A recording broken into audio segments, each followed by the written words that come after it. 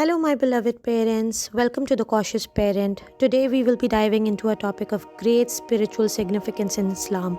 When I came across with this question, specifically from my son, I thought, why not explain it to everyone who's following me right now? What we normally do as parents is we just tell our children to do this and to do that, but we fail to explain to them the significance of this particular action and why is it so important. Today we are going to talk about Surah Al-Kahf and its protective power against the Dajjal. Ever wondered why this particular surah is specifically emphasized to be read on Friday? Assalamu alaikum and welcome back to my channel. I am Palvisha Rimsha Khan, your parenting partner, and today we'll discuss why Surah Kahf is considered a shield against the Dajjal and is highlighted a lot in our Islamic teachings. So let's start with some context first. Surah Al-Kahf is the 18th chapter of the Quran, which consists of 110 verses. It is recommended to recite it every Friday. The person who memorizes the first 10 verses of Surah Al-Kahf will be protected against the fitna of Dajjal. So what is the connection of Surah Al-Kahf with the Dajjal? First, we need to understand who Dajjal is. In Islam and in our Quran, which is our holy book, Dajjal is a false Messiah, an antichrist figure who will appear before the day of judgment, who will spread mischief and lead people astray with his deceptive powers. There are several, rumors about how he'll look and what exactly his appearance will be, but the most authentic one is that he will claim to be the God. He will perform miraculous acts which will attract many people and which will lure people into accepting that he is the God, making it easy for people to fall into his trap. But Surah Al-Kahf will protect and provide the believers with the spiritual fortitude to resist his influence. Surah Al-Kahf, if you read it and if you go through the translation and the contextual meaning of Surah Al-Kahf, you'll find 4 stories, each with a profound lesson. Dajjal will come with 4 trials. So now I'll link these 4 stories with the 4 trials that Dajjal will be testing the people of his time with. These stories are not just tales but are meant to instill values into our children and ourselves that counteract the fitna, the trial of Dajjal. So let's look at the 4 trials that Dajjal will bring and how Surah Al-Kahf prepares us for them. The first trial will be the trial of faith, as seen in the story of people of the cave in Quran chapter 18 verses 9 till 26. You will find a tale of young believers who took refuge in a cave to escape the religious persecution. They were about to be persecuted because they accepted Islam, they accepted Allah subhanahu wa ta'ala. So they were very scared of the persecution and they hid in the cave.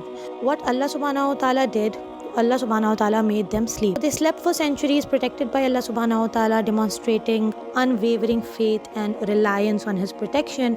When they woke up, they found that all the people who were against them and who they were scared of that they are going to persecute them, they all have accepted Islam.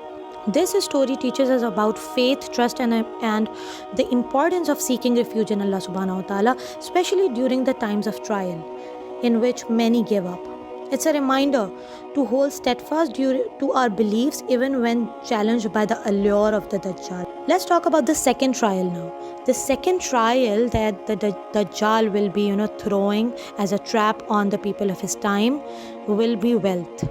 The second trial will be of wealth. So in Quran chapter 18, again verse 32 till 44 emphasizes this. It tells and illustrates a story of a man with 2 gardens. There was a man who was blessed with beautiful, lush gardens filled with fruits and rivers flowing through them. However, he became arrogant. He became proud of his wealth, believing his wealth was everlasting and forgetting that he has to thank Allah subhanahu wa ta'ala, and it is Allah subhanahu wa ta'ala actually that has granted him this wealth. So his pride led to his downfall, as his gardens were destroyed and everything else fall crushing. This story teaches us about humility and reminds us that material wealth is transient. The Dajjal will tempt people with wealth and power and what not, that I'll give you this and I'll give you that. But Surah Al-Kahf warns us against such arrogance and attachment to worldly possessions. So this is another story in Surah Al-Kahf that links to the second trial of Dajjal. This is a lesson for us. Now let's come to the third trial. The third thing that the Dajjal will be trying the people with is the trial of knowledge. He will test the knowledge of the people. How knowledgeable are they? Or are they making a fool out of themselves by just listening to what I'm saying? Are they testing the information, testing the sources of the information and all? So as shown through the story of Prophet Musa alayhi salam and Prophet Khizr alayhi salam in Quran chapter 18 again from verse 60 to 82, Prophet Musa alayhi salam sought out Khizr alayhi salam to learn the deeper wisdom and knowledge that Allah Ta'ala has bestowed upon him. Through a series of events, Khizr alayhi salam demonstrated that Allah subhanahu wa ta'ala's wisdom is beyond human comprehension. This encourages us to trust Allah subhanahu wa ta'ala's plan and recognize that what may seem negative at first might have a deeper beneficial meaning for you, because obviously Allah Ta'ala is all seeing and all knowing and we are not. We are just His creation. So He knows what is in the best interest of us, right? And He has the superior knowledge. He is above all. The Dajjal will attempt to deceive people with his knowledge and miracles. But the story of Musa alayhi salam and Khizr alayhi salam teaches us to seek true knowledge and wisdom from Allah subhanahu wa ta'ala alone, not from anyone else, right? So the fourth trial is the trial of power, as demonstrated in the story of Zulkarnain, who was a king.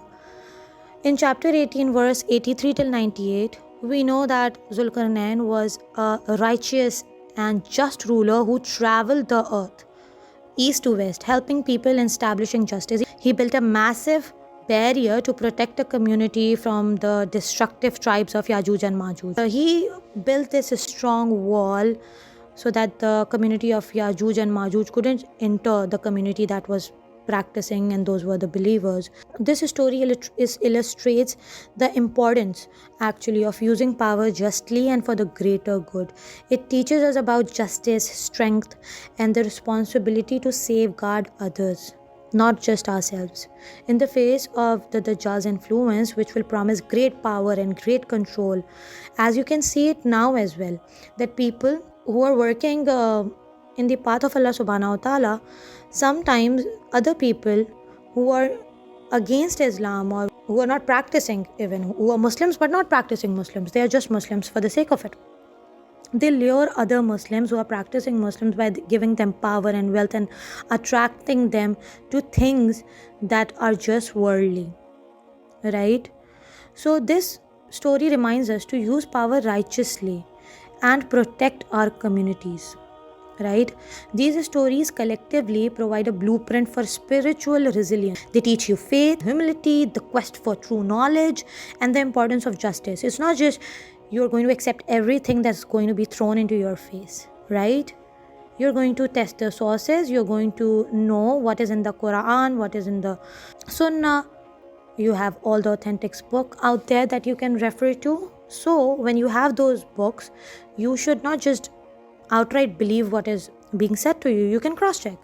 Not only this, but Surah Al-Kahf also teaches you more than that. The Prophet Muhammad, peace be upon him, specifically mentioned that the protective power of Surah Al-Kahf against the Dajjal is very strong.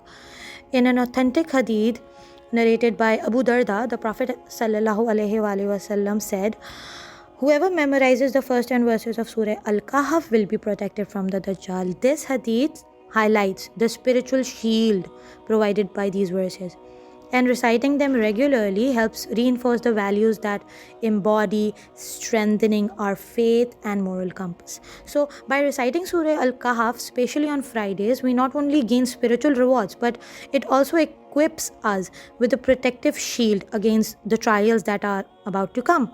So it's a practice that fortifies our faith and prepares us to face any challenges with unwavering belief in Allah's guidance. That's it for today. I hope now you'll be able to answer anyone who asks you Why Surah Al-Kahf only? And how is it going to protect us against the trials of Dajjal? And what are the trials of Dajjal, right? So you can link these stories in a beautiful way and teach your children about it as well.